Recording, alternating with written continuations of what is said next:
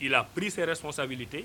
Un programme d'urgence sous l'égide du Premier ministre, du ministre de l'Enseignement supérieur, du ministre des Finances, en urgence, signifie que ces problèmes seront pris en charge très rapidement en urgence. Maintenant, là aussi, il y a des préalables financiers, il y a des préalables administratifs, il y a des discussions, il y a des procédures de marché, il y a énormément de préalables qu'il faut remplir avant que l'entrepreneur puisse venir faire le travail. Mais le jour où vous verrez l'entrepreneur à l'université de Ziguinchor ou ailleurs, sachez qu'il a 2 mois pour les réaliser, pour les questions qu'on a soulevées. Donc ça veut dire que jusqu'à la rentrée, nous avions eu un cap, nous sommes restés sur notre cap et nous avons fait les choses de façon très méthodique, très organisée et très professionnelle. Jusqu'à ce qu'il arrive ce qui est arrivé. Les étudiants, dans un pays comme le Sénégal, ils ont un droit de grève qui est reconnu par la Constitution.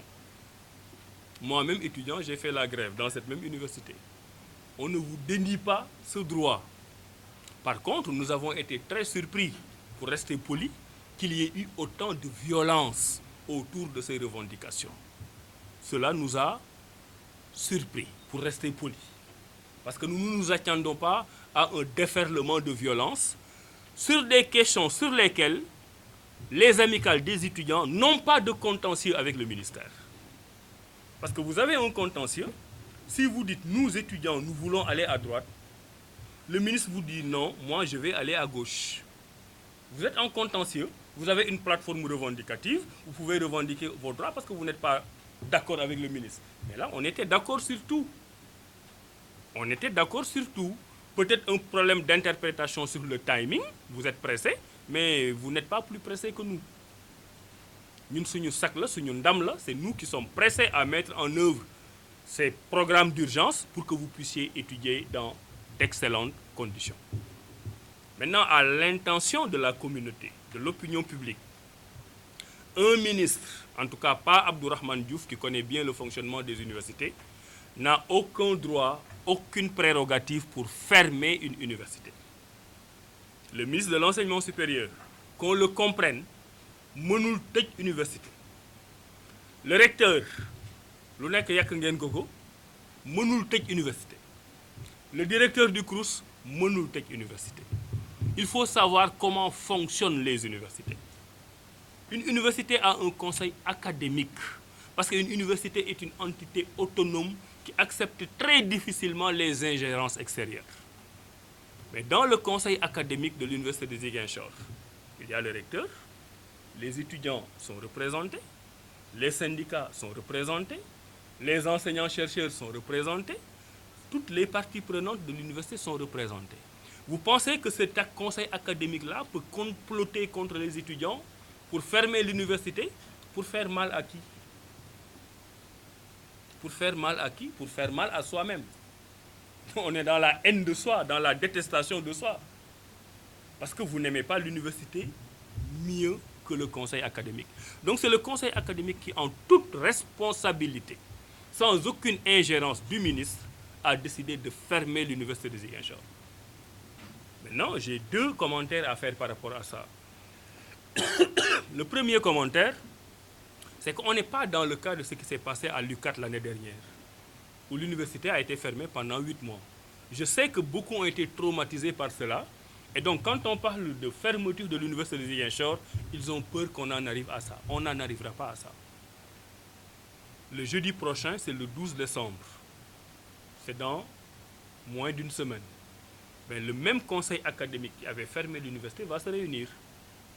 Maintenant, moi, je ne préjuge pas de ce que le conseil académique va dire. Mais au moins, je sais qu'ils vont se réunir et ils vont se prononcer sur la réouverture ou pas de l'université Assane Seck de Ziguinchor. Le deuxième commentaire, et c'est pour ça que moi, je ne suis pas contre la fermeture de l'université, je prends mes responsabilités.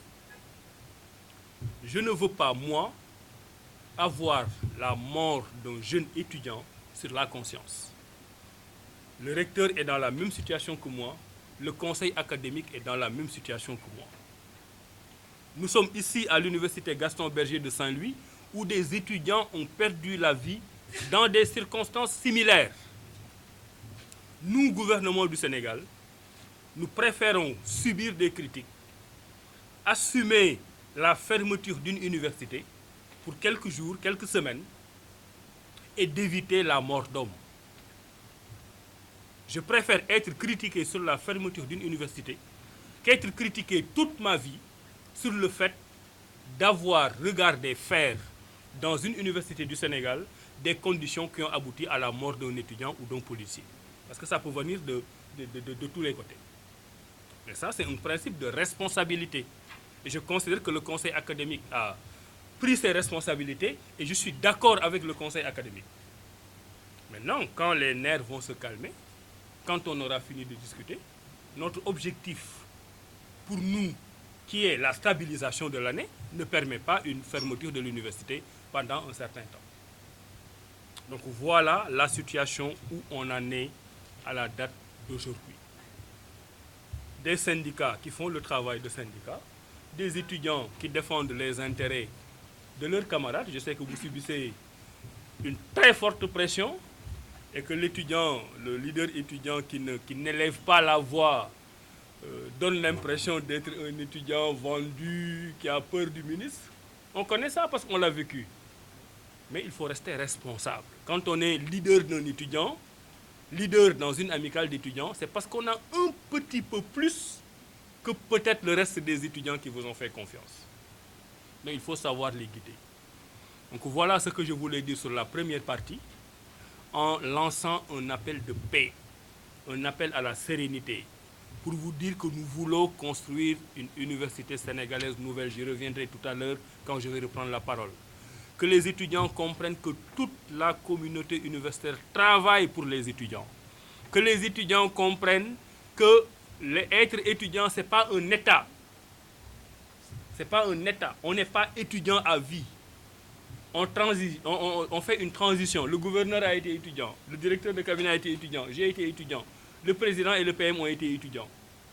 Donc quand on dit on défend les intérêts des étudiants, mais la générosité voudrait qu'on comprenne qu'on travaille pour les générations futures. Parce que pour toutes vos revendications, ou en tout cas pour la plupart, quand ça va être vraiment ce que ça doit être, mais vous ne serez plus étudiant. Et c'est cette conscience historique-là qui donne de la noblesse à votre combat. Et je termine sur cette question pour dire qu'aucun étudiant d'aucune université, quelle que soit sa légitimité, n'a le droit de s'opposer à l'inscription dans une université publique de ses petits frères ou de ses petites sœurs. Aucun étudiant n'a ce droit. Mais pour des raisons de préservation de la paix sociale dans l'université, il s'est passé ce qui s'est passé. Mais vous qui êtes en train de dire, on ne va pas laisser nos jeunes frères étudiants qui viennent d'avoir le bac s'inscrire ici parce qu'on est plein,